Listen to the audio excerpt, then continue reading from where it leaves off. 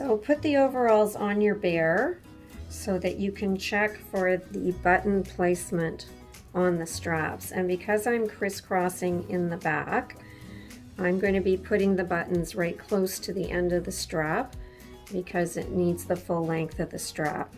If you were not crisscrossing, you will probably find that the buttons are going to go higher up on the strap because it doesn't need as much length in order to fit on the bear, but I'm going to be using the whole length here.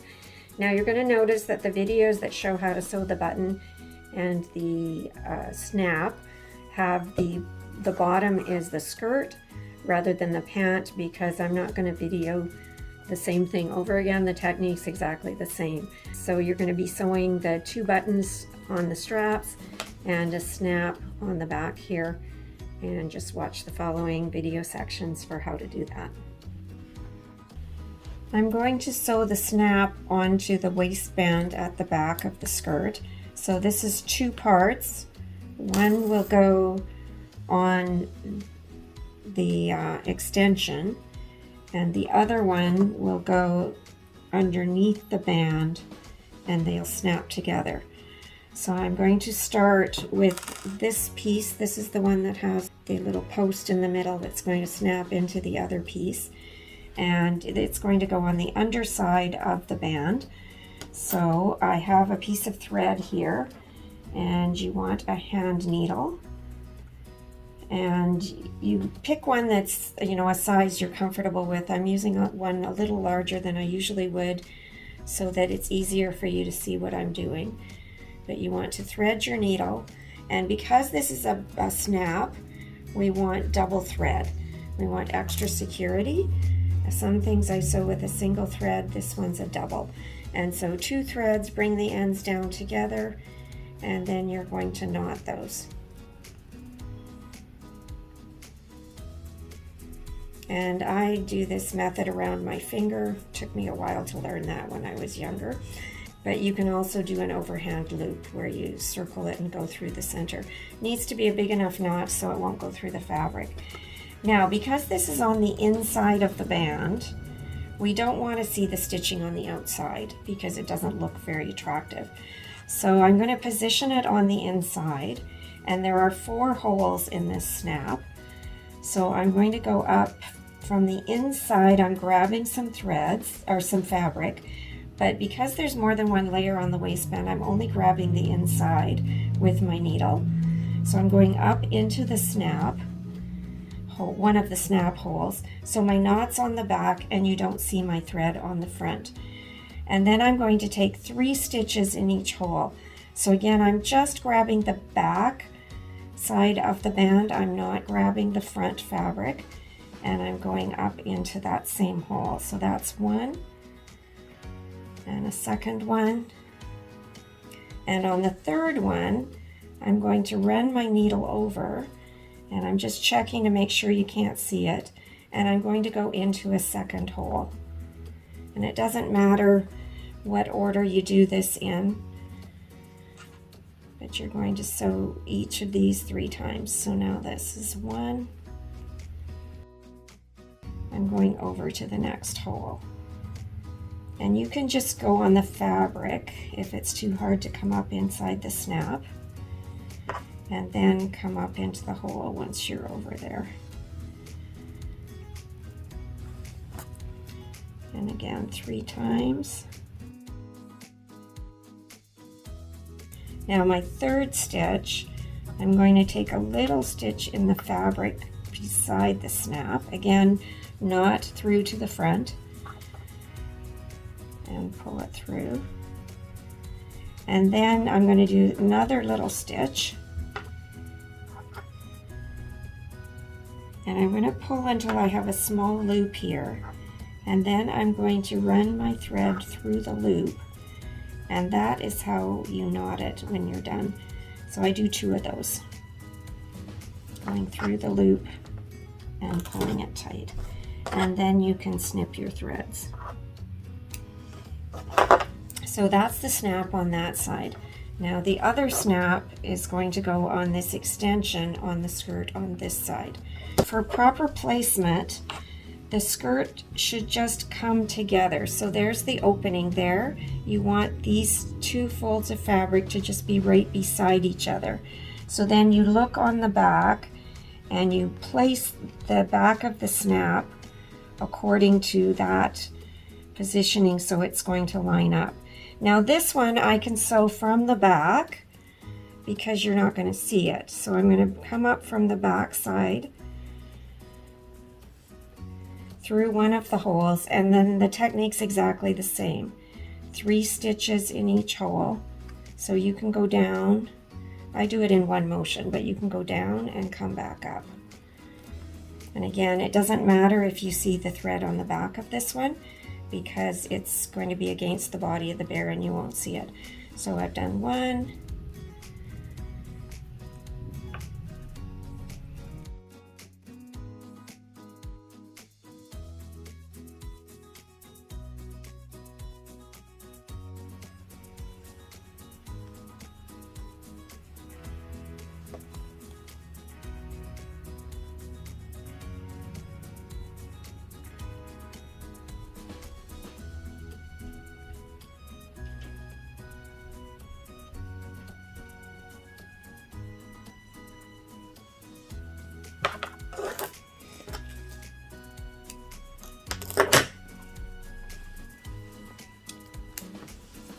and there's your finished snap. Now we're going to sew on the buttons, and I have a 2-hole button that I'm using here, and I'm going to put it fairly close to the end of the strap because when I crisscross it, the bear needs the entire length of the strap there. So I have a knot in my thread. I'm coming up from underneath. It's okay to have the knot there because this part, that side, is against the body of the bear and you won't see it. And I'm coming back down. Now sometimes with buttons we sew them in a way that they have something called a shank, which means that there's a little bit of extra space between the button and the fabric. And I'm not doing that with this one because this fabric is quite thin and I don't think I need it. But if you had a thicker fabric, that would be something you might want to incorporate, and you could look online to see how to sew a button for a thicker fabric. So I've got now, this is 4 times. I'm going to do 1 more stitch 5 times usually is what I do for a 2-hole button. And then on the back, in order to knot this, you take a little stitch underneath the button, same as on the snap, pull it up so you have a loop, and then you go through the center of the loop and pull it tight. And again, I usually do 2 of those.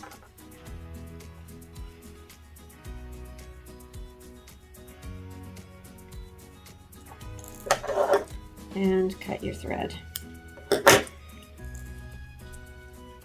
And then knot your thread. Same thing for the other button.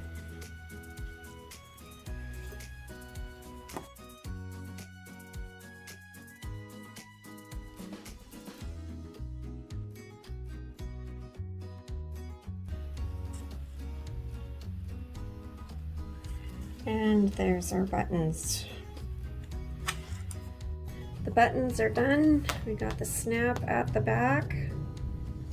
And I have the overalls back on the bear because I want to decide how short I am going to turn up the hem at the bottom here. It's a little tricky when it's on him to fold this.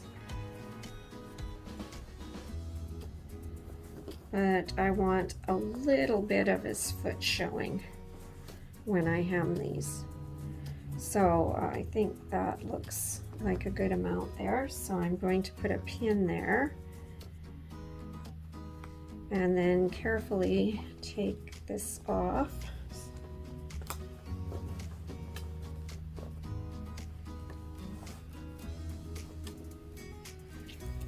And turn these inside out.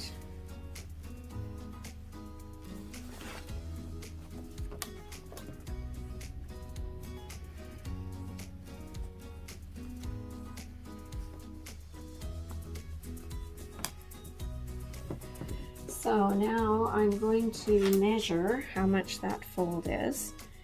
And that is, now my seam gauge is only in inches, so it's 1 3/4 inches, which I believe would be about 4 centimeters.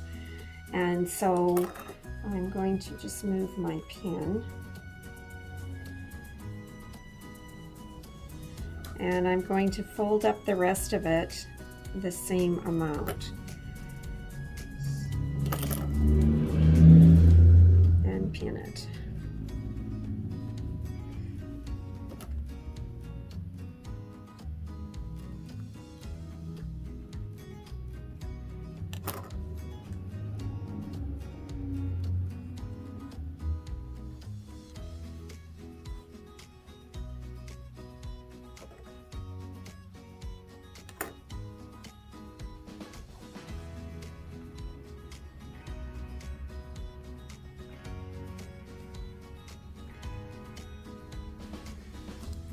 And do the other leg the same, 1 3/4.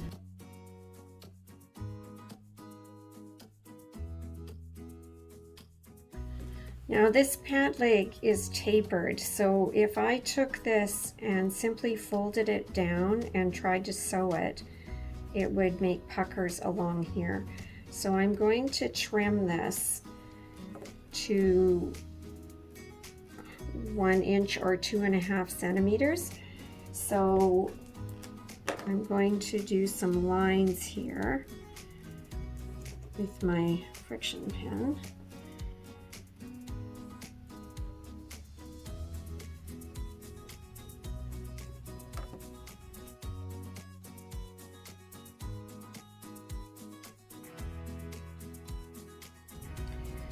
And then I'm going to cut on those lines around this. Now my pins are in the way, so I'm just going to move them sideways. And then carefully go in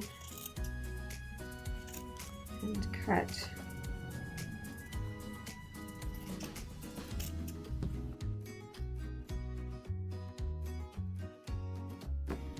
Then,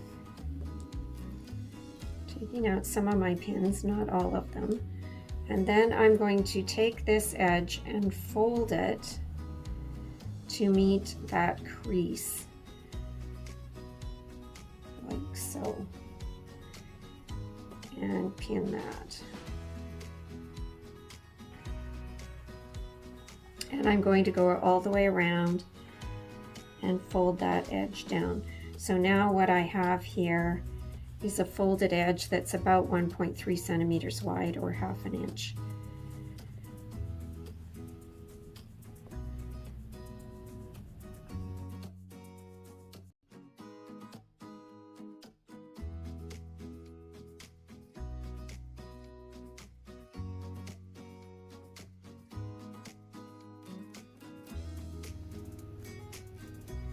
And that's ready for sewing.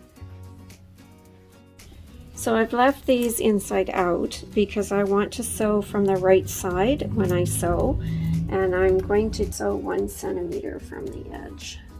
You can decide where you want to start on this little circle here, but I'm going to start at what is the inseam of the pants. And there's lots of pins here, and it's a small area to work with. So again, take your time. So lining up with the 1 centimeter line, and I'm going to back stitch.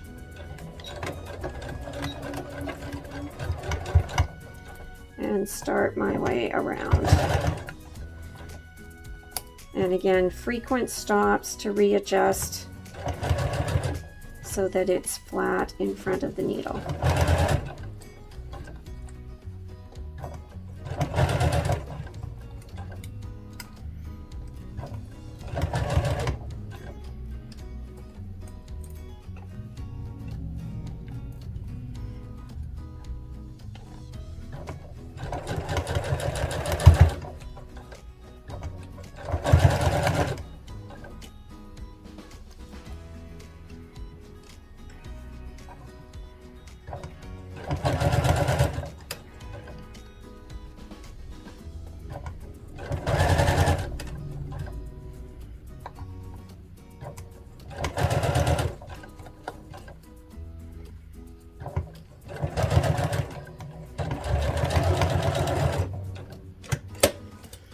and backstitch and cut your threads.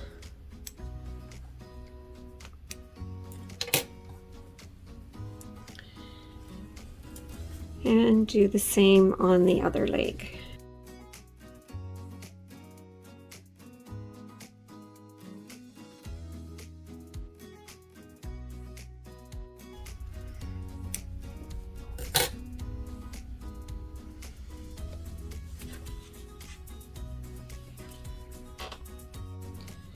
So finish off with a good press. Mine is not bad because I've been pressing as I went. I am going to press around the hem now because I did not press that before I sewed it. And get that all nice and flat. So I'm just using the tip of my iron because they're so small, there isn't much more that you can do to press there. And working my way around.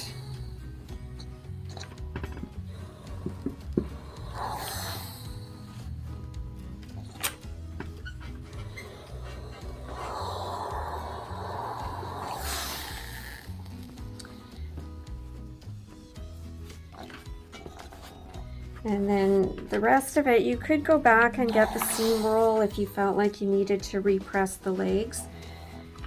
I'm just kind of using the tip of my iron a little bit because they're not bad. Just a couple spots here that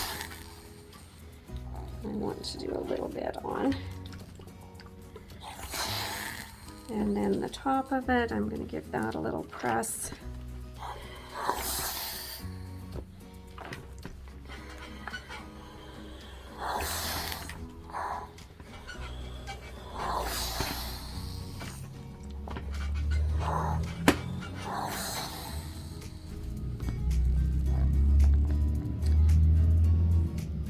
And there's our overalls.